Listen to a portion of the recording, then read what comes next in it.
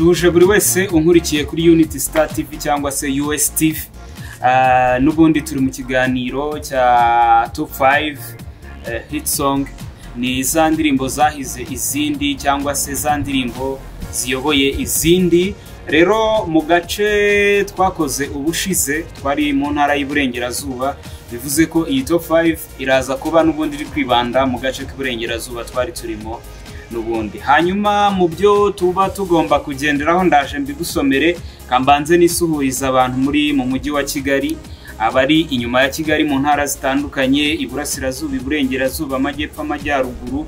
Ndabashuje mwese abari hanze y'igihugu cy'u Rwanda mudukurikira muri benshi, ndabashuje cyane, nkomeza no kubifuriza imyiteguro myiza y'Isabato. Hanyuma mu byo twagendeyeho rero dukora iyi Top 5 harimo n'abagiye batora abakurira nimero ya WhatsApp n'andi henshi hagiye hatandukanye twagiye tuvuga. Rero mu byo twagendeyeho dutora harimo muri video harimo karite, hakaza script, hakaza physical appearance. Muri audio harimo beats, ibyo beats yoboye ubikoze. Hanyuma harimo mix na mastering, noneho hakaza na message. Nibyo twagendeyeho.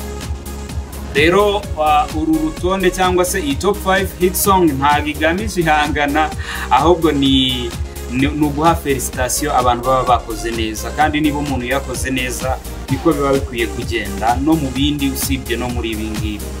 Rero wakwibaza ngo indirimbo 5 mu ndirimbo 10 zirenga twari twashyizeho ni izihe?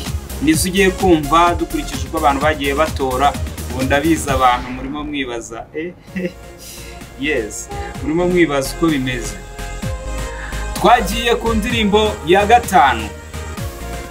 Indirimbo ya 5 ni ya korali Holy City Singers hariya ku Mubuga, yitwa Aho Yesu Ari. Nshimira bayitoye kandi mukomeze mufatireho kabisa, muduhe courage. Hanyuma indirimbo ya 4 muraza kwihangana, ntabwo ndaza kugenda playing a sound kuko ntabwo byemewe kuri YouTube, ahubwo twe turajya tuvuga amazina wenda dushyireho nubundi nkuko muri kugenda mubibona, ariko gukina sound ntabwo byemewe. Hari n'abantu babisabye muri comments nandi yatandukanye, ariko tuba turi gukurikiza amategeko ya YouTube. Hanyuma indirimbo ya 4 wakwibaza ngo ni iyi. Indirimbo ya 4 ni Ibanga by Urumuri Choir hariya Rubengera. Iyo niyo yaje ku mwanya wa 4. Tugiye ku ndirimbo ya 3. Indirimbo ya 3 yitwa Saba Imbaraga by Hope Family Choir Igisenyi. Bari abantu bari kwibaza umwanya wa 3 ni yihiriho. Ku mwanya wa 2 hariho korali yitwa Inyenyeri z'Ijuru, indirimbo yitwa Siku Bwacu.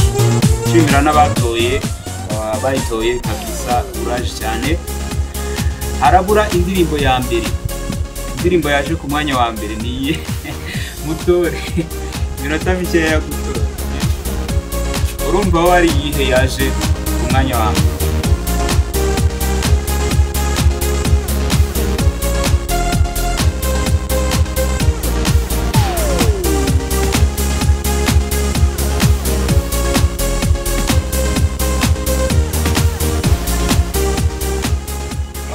Cameraman nta urimo mu bato. Nta urimo. Yes. Indirimbo yahize izindi ya Umpindure by New Hope Choir hariya ku itorero rya Galilaya mu karere ka Karongi. Courage cyane. Hano rwose nta by'amarangamutima, hano twagiye uko abantu bakoze. Hari uburyo ureba, uburyo audio ikozemo, message, ibyo byose twabivuze twabigendeyeho. Rero twagiye tureba ku ma audio uburyo akoze mix na mastering, uburyo amafaranga yagiye ajyaho biba birutana, mwese murabizi. Hanyuma tuza no kureba ku mashusho, tureba uburyo karite ya buri ndirimbo uburyo ihagaze, byose tubirebaho. Rero ibyo byose nibyo twagendeyeho dutegura Top 5 Hit Song. So rero aka gace ko kazajya kaza n'ubundi gakurikira intara turimo. Twahereye mu ntara y'Iburengerazuba n'izindi zose tuzagenda dukomeza. Nkomeza gushimira abantu mukomeje kuduha felicitation, abantu mukomeje kudutera inkunga kabisa.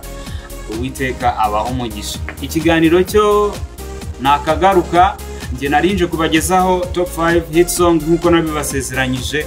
Rero amakorari yose yakoze ndayashimiye, kandi mukomerezaho, mukomeze mukore n'ibindi birenze, mukomeze mukore neza umurimo w'Imana. Courage cyane. Rero ngereka nsoze mbifuriza kugira isabato nziza, ndetse Kigali ho ndabona hanze kabisa imvura igiye kugwa kurikije, ariko n'ubundi no mu ntara numvise ko imvura iri kugwa. Ni byiza cyane imvura n'umugisha. Rero mukomeze kugira ibintu